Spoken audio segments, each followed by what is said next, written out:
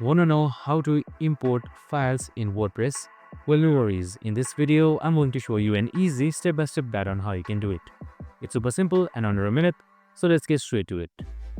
Now, first things first, simply open up your WordPress admin of your created website. Now, once you have done that, now make sure you are under the dashboard and we need to sort of for tools. So if you don't find it right here on the left side, you can just simply scroll on until you find one. Now here it should be tools right here. You don't need to click it, but you need to just hover on it. Now once you've hovered on it, your tools tab should open up right here. Now since you want to import files, just simply select import and a new page or a new window should open up. And now once it opens up, you can just simply import any file or the site that you want. This is an easier way to backup or just insert in your website from other host. And that's it, super simple and easy. I hope this video helped. If it did, make sure to like, subscribe and tune in with us for more of these videos. See you in the next one.